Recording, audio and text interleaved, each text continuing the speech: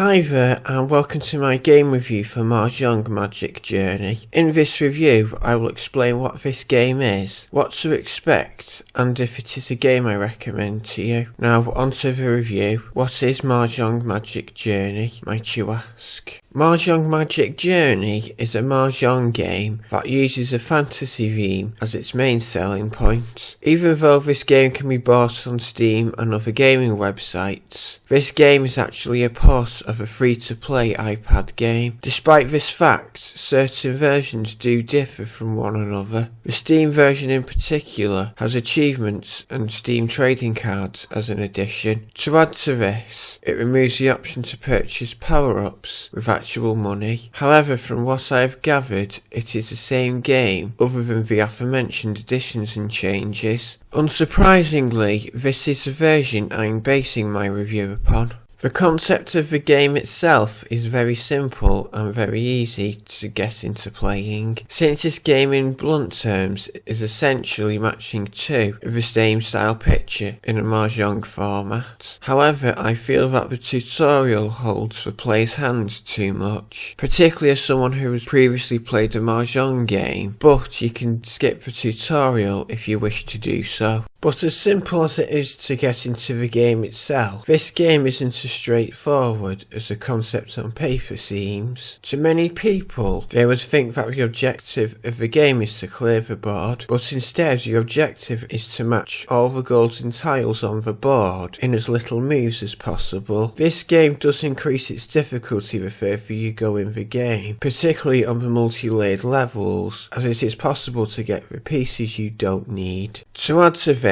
the game expects you to earn 3 stars in each level. Stars are earned by meeting quotas on each level. You earn 1 star meeting each quota in 3 different fields. These being making a limited number of moves, obtaining all of the golden tiles, and by earning enough gold coins in each level. Each level has a different requirement.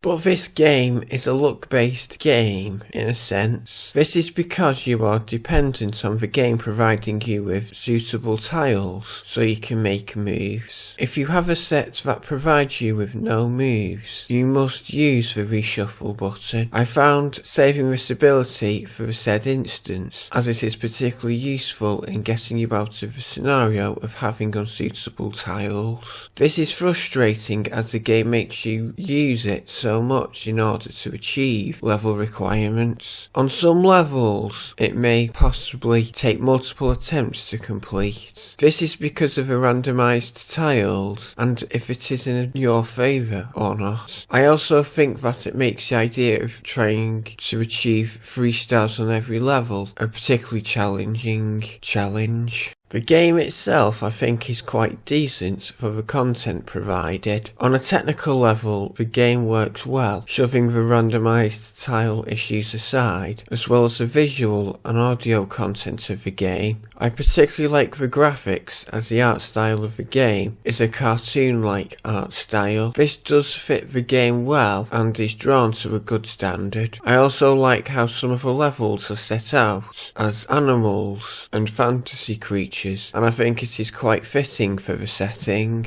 However, I dislike how it strays from the fantasy theme. In game, there are many levels that are set out to look like random items, such as a set of scales. I wonder why these levels are in the game, since the levels in question have nothing to do with fantasy creatures in a forest. But I think that the audio for the game is repetitive, even if the tracks provided in the game are calm and relaxing to listen to. I feel that because there are only a few different tracks and sound effects in the game, over time it does get annoying. After so long, you will end up turning the sound off. I also don't like the fact that the game on Steam and the Steam description offers a story about magical pets. I am taking this directly from the Steam store description, which you can see now. In the game there was no mention of following a trail in order to save some magical pets from a predator, who is actually a clawed crafty thief. Whilst I've seen pictures of different creatures on the level selection page, however, there is nothing anything about a story, or even a slight reference to any simple story. So if you're expecting a fantasy-based puzzle game with a story, please look elsewhere, as this is just a selection of Mahjong levels. Nothing more, nothing less.